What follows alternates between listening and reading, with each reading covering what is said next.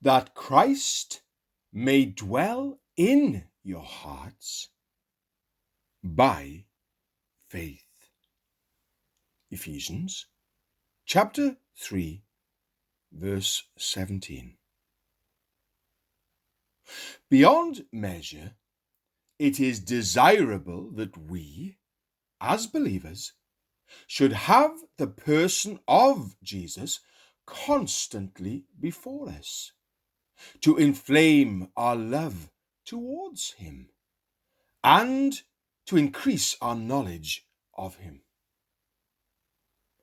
I would to God that my readers were all entered as diligent scholars in Jesu's college, students of Corpus Christi, or the body of Christ, resolved to attain unto a good degree in the learning of the cross. But to have Jesus ever near, the heart must be full of him, welling up with his love, even to overrunning. Hence the apostle prays that Christ may dwell in your hearts. See how near he would have Jesus to be. You cannot get a subject closer to you than to have it in the heart itself. That he may dwell.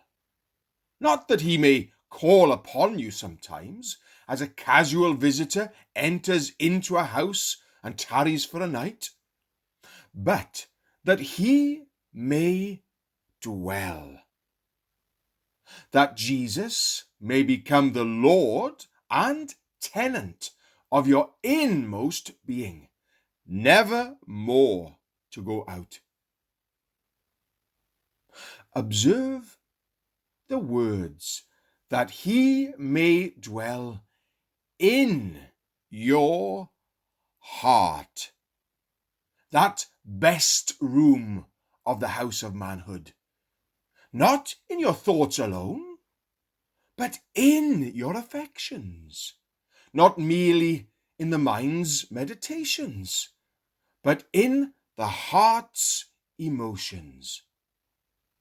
We should pant after love to Christ of a most abiding character. Not a love that flames up and then dies out into the darkness of a few embers, but a constant flame, fed by sacred fuel, like the fire upon the altar, which never went out.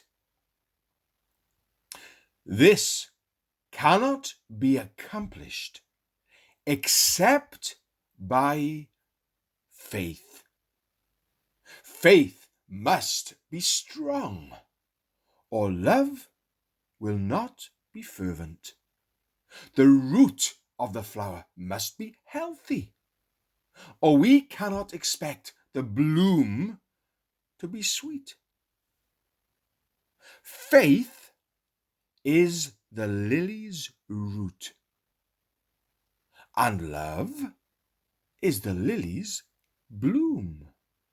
Now, reader, Jesus cannot be in your heart's love except you have a firm hold of him by your heart's faith.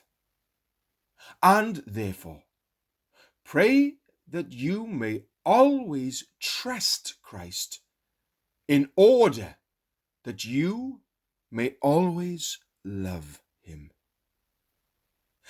If love be cold, be sure that faith is drooping.